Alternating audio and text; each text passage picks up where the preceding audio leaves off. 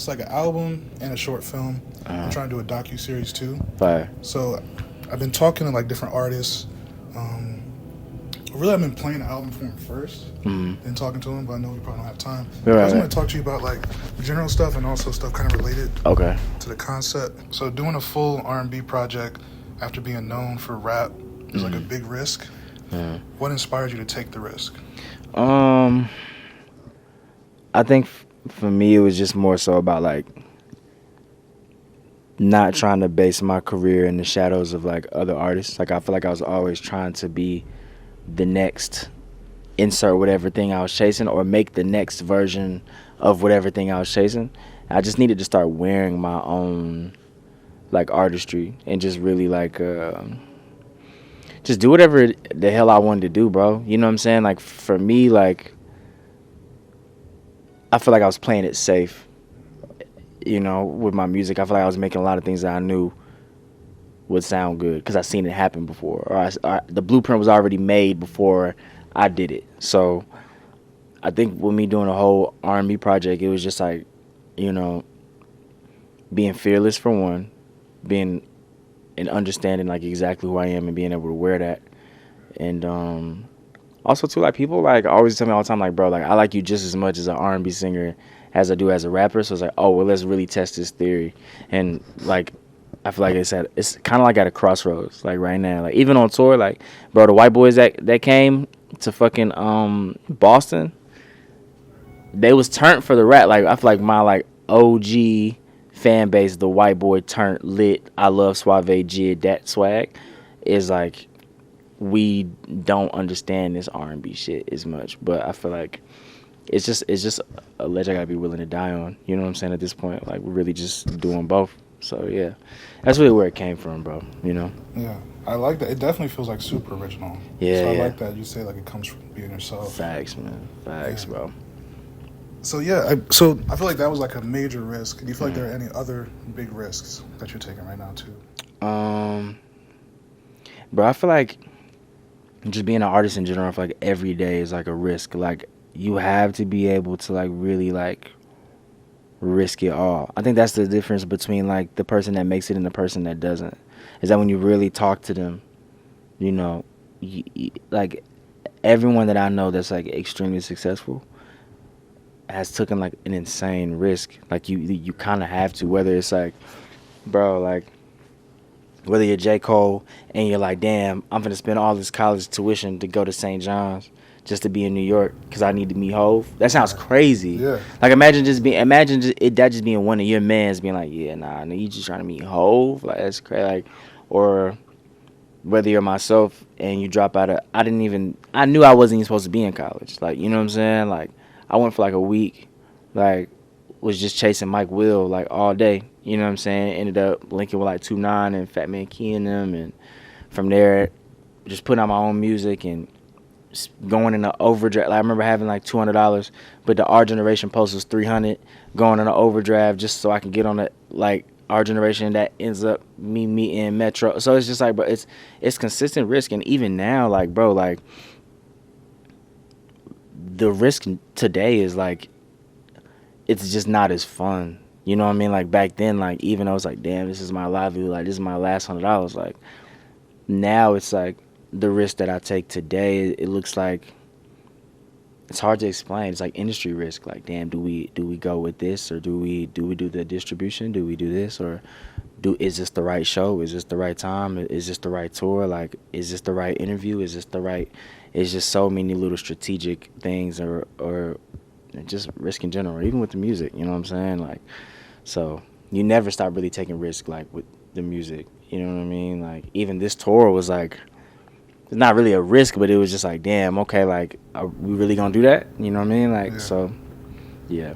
I don't know if that really answered it, but no, it does. I mean, because part of like the album, the Somewhere in Ohio thing, is a lot about taking a risk and like taking a leap of some sort. So like that was important to know. Yeah. And one of the questions actually relates to what you were just saying. Let me see which one. Oh yeah, it was out of all the record companies to work with, you partnered with Def Jam, which I think is like the most iconic label in rap ever. For sure. So what made you choose them?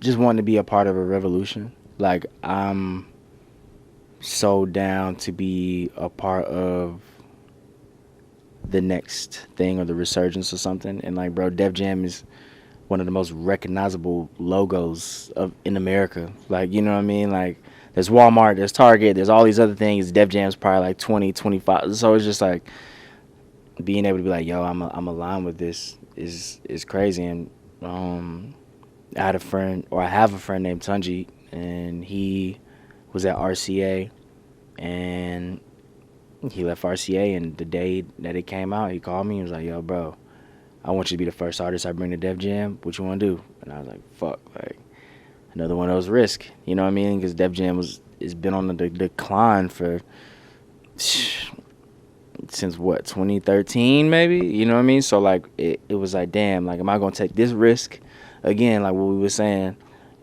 to be at the forefront of something? Like, and I felt like I learned so much being with Def Jam. So, you know. But yeah, that's why. And also too, it's hip hop. You know what I'm saying? Like you said, like it's that's rap, like at its purest. You know. Yeah. So. That's it. Yeah. I didn't know if I could like ask about it too, but like the Tunji thing, like it's because I think that is such a dope thing that you came in a time when the new regime came in. Right. And I love all the stuff they've been doing, like risks. They've been taking risks with artists and stuff. Yeah, and that's what I'm saying. Like with Tunji, just for the music. Like, I remember when I went over there.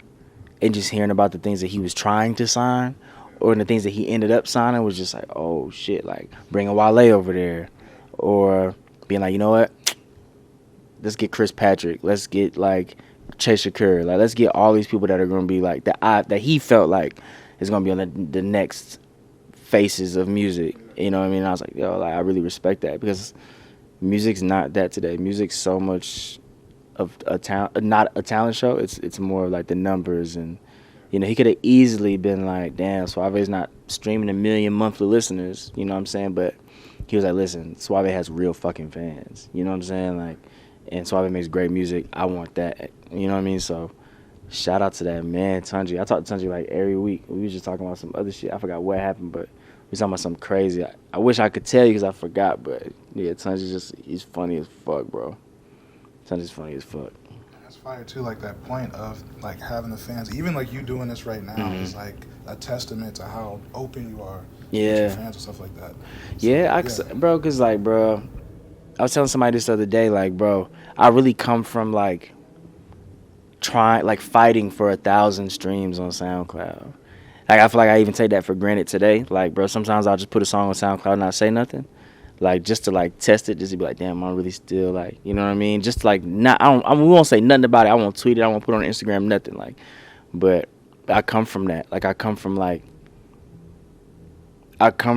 trying to like scrungle up $50 to get the like official stamp on that piff. Like, you know what I mean? Like, I come from like really sending my music to Charlemagne, like, and all these other people, like, you know what I mean? Like, even with like Rory and all this, bro. I performed in New York, and I was chopping shit with Rory, and he was like, bro, like, I love your set. I knew who you was before this, we gonna chop. I'm like, damn, like, nigga don't even know I was sending this nigga my music before I was even, you know what I mean? So it's just like, man, I really like come from that. So it's just about like paying it forward almost, and like just not like allowing myself to ever forget that, like, damn, like, bro, like, if roles were reversed, I would want somebody to do that for me. Yeah. You know what I'm saying? Especially like you're in the film and all that other shit. So it's like, bro, why not? And I know how hard it is to get shit on film. Like, you know what I mean? Just to get somebody to be down to be in the video. Like, bro, that's just the toughest shit ever. So like, of course, bro. Like, no brainer. I appreciate that, man. It is difficult. And like, that's a great segue to when I first met you. I told you about how I studied you and Connor to elevate my videos, and like, I always love the color grading you guys did, the way you shot different things. Thank you, bro. How you worked on film, and as well as digital.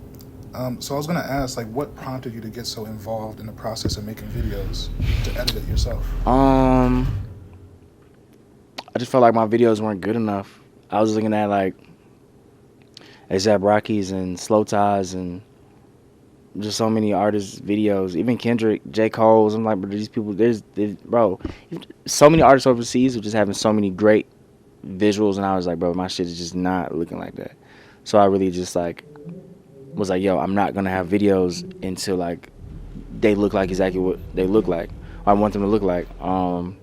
So I just studied as much as I could and really just took a lot of things into my own hands and was like, bro, I'm gonna figure this shit out. I feel like I figured it out with this song I had called Yeah Yeah, and like that was like the first one I really like. I shot myself, I edited myself, I colored it myself, and I was like, damn, this is what my shit needs to look like. And at that same time, I met Connor, so it's just like I'm trying to do this, and he understood it perfectly. So it's just like having that partner that understood everything I was trying to do and was better than me. It was like, okay, yeah, bet, let's do it. So now our relationship is like I'll write a treatment or I'll write the story, I do a mood board for it.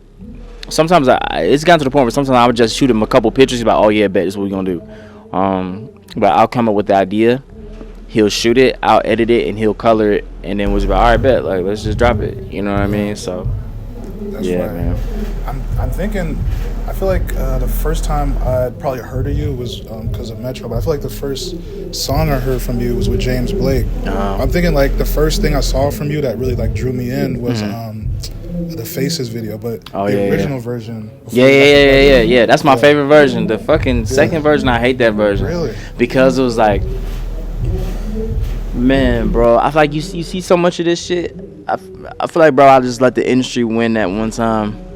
You know what I mean? I really should have just stuck to my guns and just like did it with me and Connor. That's the only full production video I've ever done. Like, and I'm like, I hate that video because me and Connor could have just did it ourselves and it would look way better. But I don't know. I think the song ended up just taking off a little bit on TikTok. So it's like, oh, we should shoot a real thing, and then yeah, so. But nah, the original is way harder for sure. That makes me even wonder too, like, you know, because you guys are so good at doing stuff yourselves, if like the label is encouraging you to do it through their system or with like people. Yeah, after I think after Faces, they were like, yeah, like I was like, nah, I'm not doing that no more. And at first they didn't understand it because artists aren't like that. But then I was like, oh, well, I'm just not gonna do it. And bro, you gotta understand, like I'm so like strong about stances I take. I was like, oh well, if I'm not gonna do it with just me and Connor, I'm just not gonna have videos. Cool, like, you know what I mean, like, and then we started doing the short films, which was, and bro, I know a lot of people do short films now, but like at that time, trying to convince a record label to spend a little bit of money on skits made no sense. Like, bro, there's a big gap between like 2022 to 2024 in content, and at that time people weren't doing that. Like, bro, like me trying to tell them, like, bro, this is the music video, that just didn't exist. So like me going out like after Faces and being like, all right, well, like I don't want to get on TikTok and shake my ass, bro, it's just not what I'm into. Like, I'm gonna do these skits. And when it worked the first time, there's like, oh, we get it now. You know what I mean? So a lot of the times it's not that like they don't give you the freedom, it's just that you just kind of got to go out and do that shit first. You know what I'm saying? And they understood it every other time after that. So much to the point where they was like, damn, you're not going to do the skits for da-da-da. I'm like, bro, like these are so extremely hard to do. So like, you know, I wish I could just spit these out, but it's not that. But yeah, I just had to take things into my own hands with those skits, bro, and really just do that. But yeah. It actually had me thinking, like, damn, it really is such a big gap between that time and that time. Because, bro, I feel like 2023 is when I started seeing everyone do the skits. You know what I mean? And I'm never going to say that I started that because I didn't. But it's just like, bro, that's just crazy. I just really thought about that. Wow. Yeah. I appreciate like the dedication. Yeah, like thank I feel you, like bro. Even from their perspective, I don't know what it's like to work in one of those places, but like I think it would be something I would admire. It'd be admirable from their perspective as well, because like so many people don't want to do much of anything. Yeah. I definitely lean a little bit more on the difficult side of things, just because I'm so passionate about how I want things to look and feel, and I care about the way I'm presented. But still, you got to take those strong stances and be like, nigga, I'm not doing this. I'm actually not going to do this TikTok. I'm actually going to do this. And if you guys don't believe in it, I'll just do it myself. And then they'll get behind it when it works. You know what I'm saying? Yeah. But that's just business, you know? Yeah. I think, once again, it's like the risk thing where it's like you're you have to. by doing Yeah. it. but it's worth it to do it for sure. Yep. And another thing I was thinking about too is like you spent a lot of time being independent. Mm-hmm. You work with Metro, independent. And you work with Def Jam. Mm-hmm. So what I was wondering was how did being independent prepare you for being on a label? Being self-sufficient.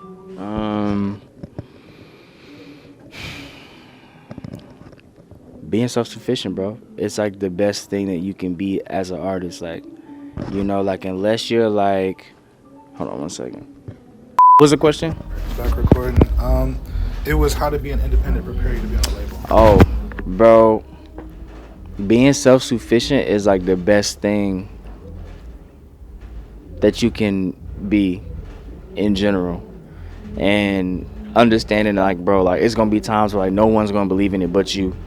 And that's it. That's independency. You know what I'm saying? Like that's like the idea of being independent. It's like, yo, bro, I don't have nobody but me in my corner. Like, you know what I mean? Like, so I would say that. And also too, like, bro, like there's so much freedom and independent that I wish that like most independent artists like understood. Like, bro, like there's no one telling you can't. Like, bro, like Laserdisc drops like a song a week, bro. You know what I mean? Because there's no one telling me you can't do that. Like, unmixed. You see what I'm saying? Like, bro, this nigga is not clearing those samples, not doing nothing, bro. Like, it's funner at that point.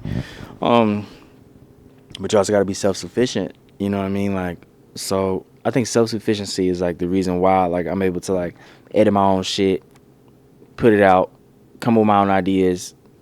You know what I mean? Like, really.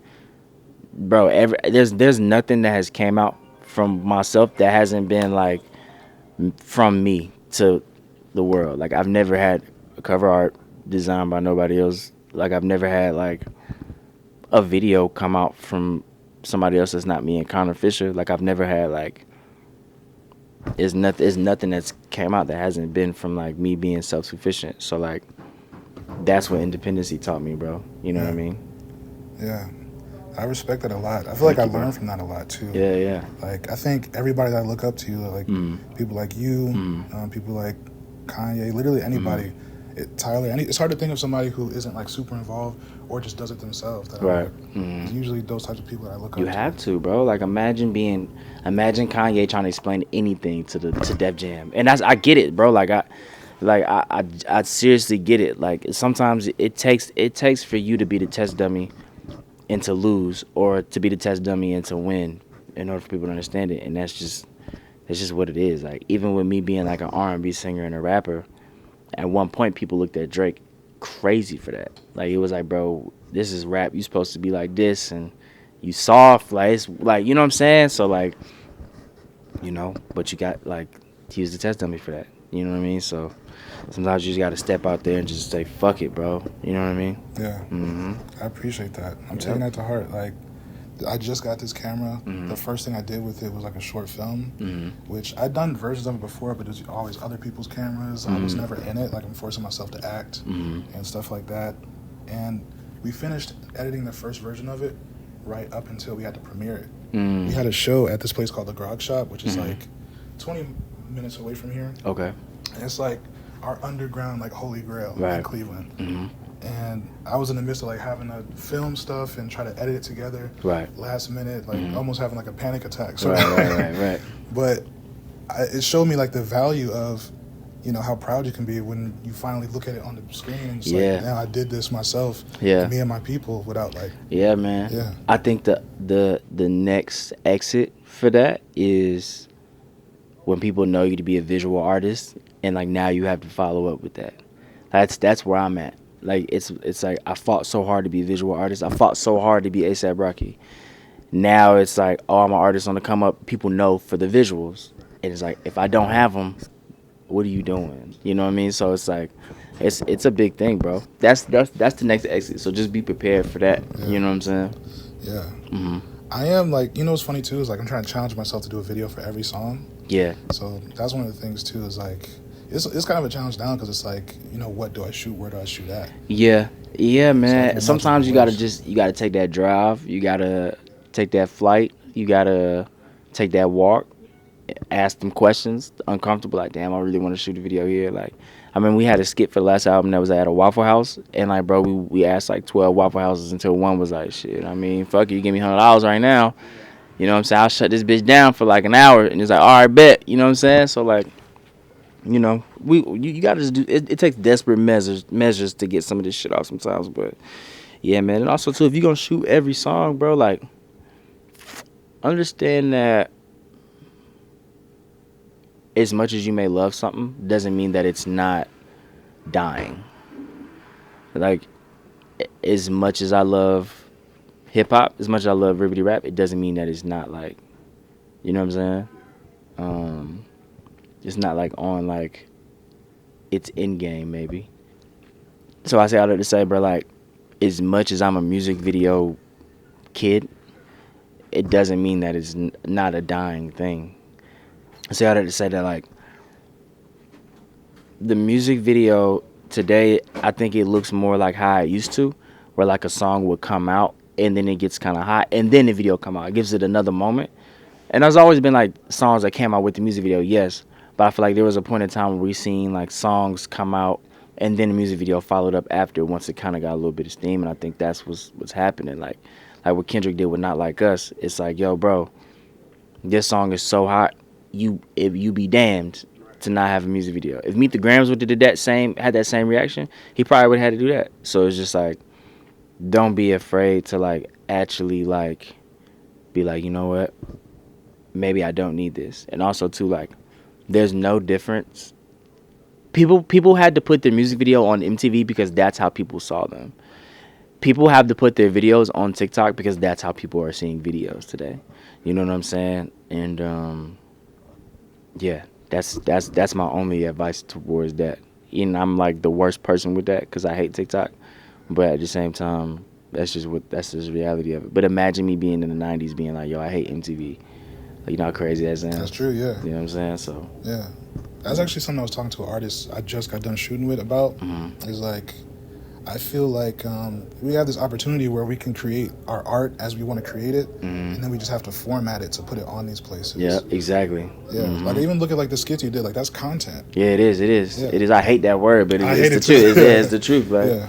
You know, shooting some shit vertically is never existed until like now. Yeah. So yeah, that's a fact, man. Yeah. One of the things I didn't write down but I just thought about too is like, you work with two artists that I love, mm-hmm. Daniel Hex and yeah. Mm-hmm. So like, I feel like there's like a cool connection between Atlanta and Detroit. Mm-hmm. So maybe you could talk about that, and also just like, you know, what you love about them as artists. Detroit and Atlanta, just, I don't know, like even when I was growing up, people could blame it on BMF or whatever, but like, bro, like, there were always a shit ton of Piston jerseys when I was a kid, and it was just all people from Detroit. And the Detroit Atlanta love is like, we like our favorite cousins. You know what I'm saying? As far as like Nassan and Daniel, like, Nassan just like my brother. Like, I never met somebody like another artist that thought exactly the way I did, and it was so similar. Like, there were times when we were recording our project in the beginning, and we would listen back and be like, damn, I don't know which one of us is rapping. And that's just so great to have, you know.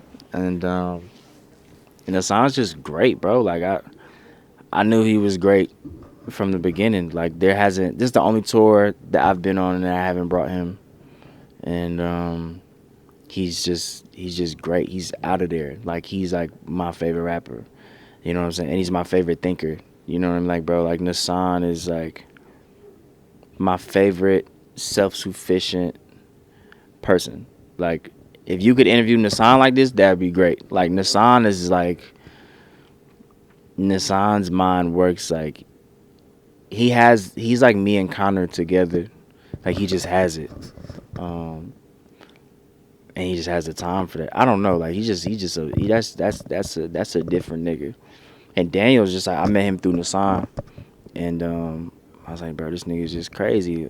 And I heard a snippet he had, and I was like, bro, I just got to get on this song, bro. Like, we have to. And then we ended up doing a song that I think we're about to put out soon.